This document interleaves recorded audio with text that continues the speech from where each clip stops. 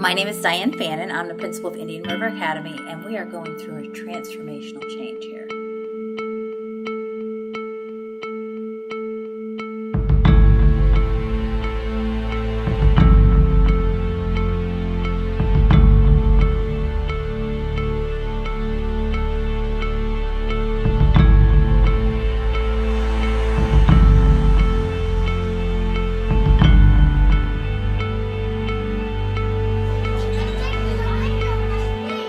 When I first started, the school had a lot of embedded challenges.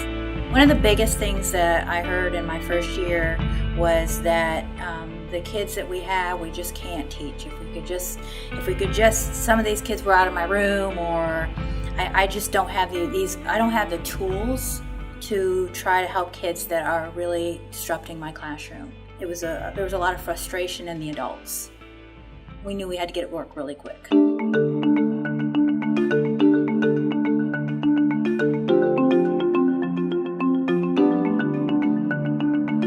What we did is we actually did at the end of the first year, we really did a visioning session with the entire staff. And we had to get and talk about things that were hard to talk about or uncomfortable. And we knew the kids that we had were great kids. We just had to learn how to become more empowered as the adults working with the kids. We made a decision that we had to set high expectations for kids in academics. We had 2 goals. And that was conscious discipline, getting better at how we were going to address social and emotional needs, how to build culture. And then the second one was we were going to set goals for literacy. And so that's when our journey began.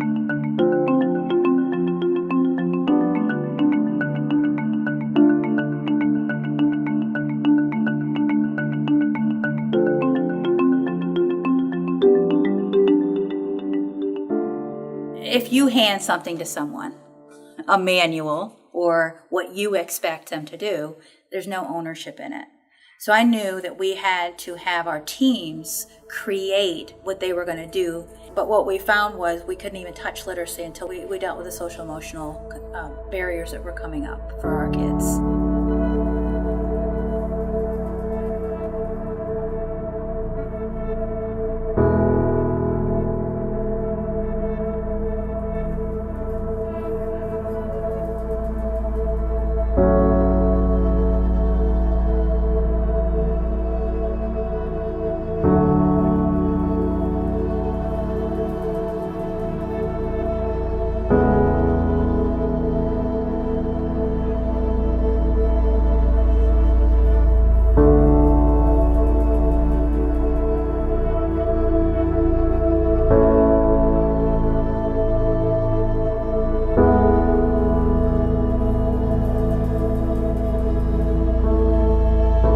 So the biggest part that we have to create is we have to create a sense of unity and a sense of culture.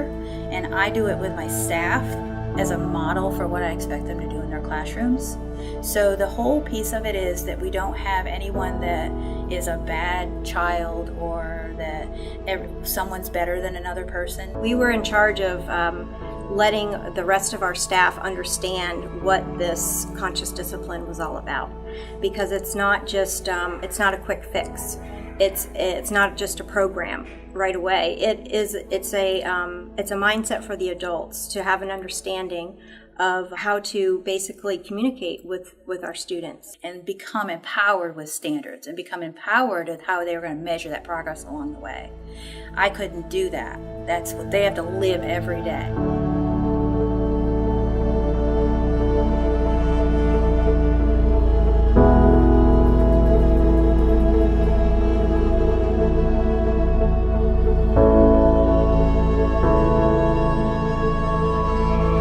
Have an amazing team, and even vertically we work with first grade and some of the other grade levels. We've been able to use our own creativity to make our themes but follow along with the standards, and we're constantly using what we're doing in class to analyze our data and to adjust our focus calendar.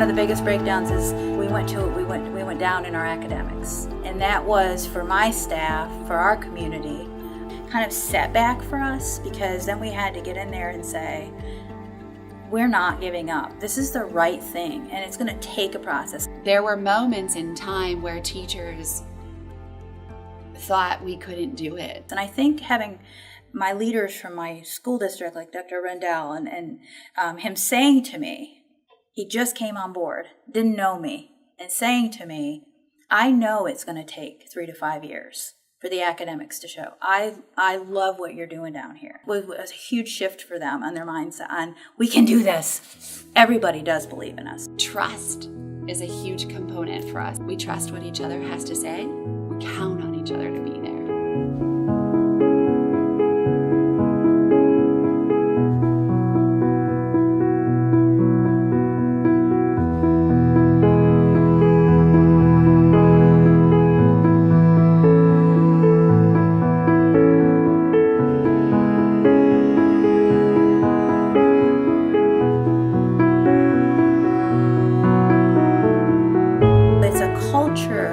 That has to be built within a classroom, within a school, within a faculty, that it's a unity. I have an amazing team, and even vertically, we work with first grade and some of the other grade levels. This school is a lot different.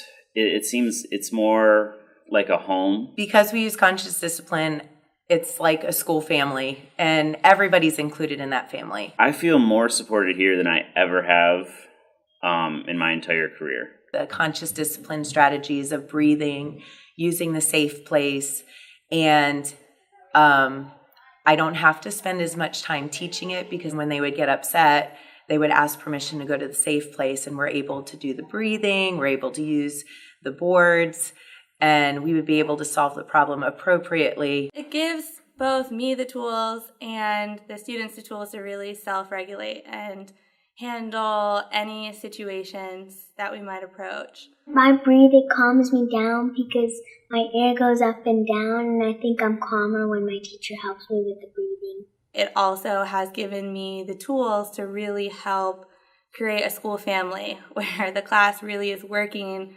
as a unit. You know, they have each other's best interests and backs no matter what's going on. I like my school family because they're the best friends and they help me out. What it has created for kids is everyone has a job in the classroom. So their job is so important. So that affects attendance, because kids want to be here for their job, right? So they can't miss their job.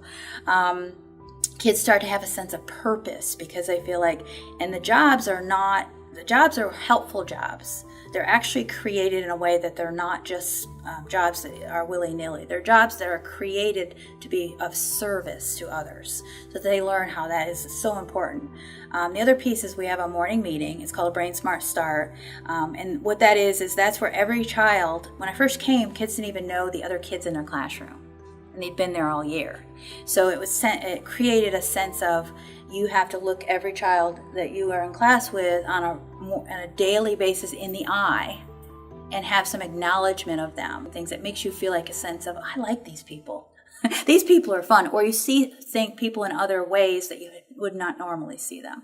So creating those morning meetings and really making that a priority has afforded us a lot more in the culture.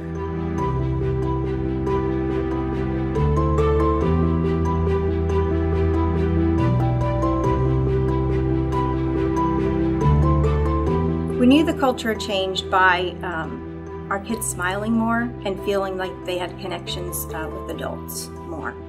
And in particular, one student is on my mind all the time, still to this day. He had a very difficult time coming and staying at school because he wasn't able to live with his father. And that made him sad because he missed his dad. So we would find him in the mornings, just wandering around, not really wanting to go to class. So I was able to work with his teacher to build more connections with him. Then he just seemed happier because he was able to have that connection. So one morning, I'll never forget, it was raining, and I was standing out front, and here he comes walking up to school with an umbrella. As soon as he turned the corner and saw me, he just had this huge smile on his face. And I'm like, "What are you doing?" He's like, "I walked to school this morning because I missed the bus." I just gave him a big hug. He was excited. And I said, "How come you walked to school? I probably would have stayed home and slept in my pajamas." He said, "Because I wanted to come to school. I didn't want to miss it." So that was huge. A second grader got himself up, got himself dressed, found an umbrella, and walked about 2 miles to school on his own because he didn't want to stay home. He wanted to be here, part of our family.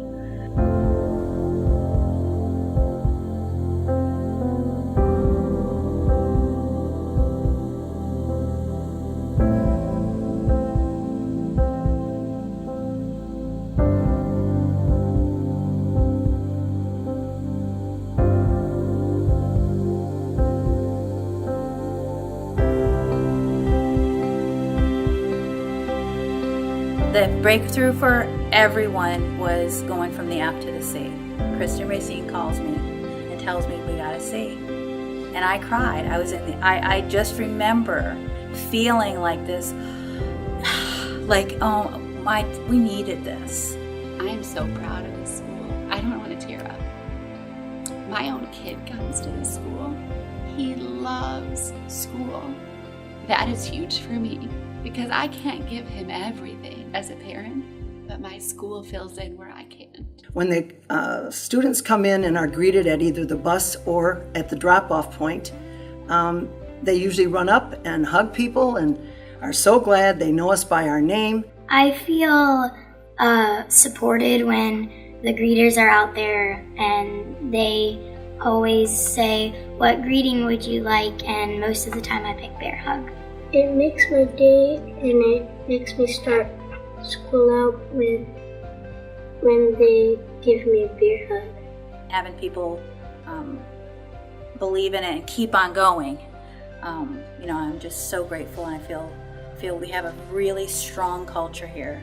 People who love to be here, want to be here, and we all work as a team, and I think that's all any leader could ask for. With all of us together, community, I think, we just carry on.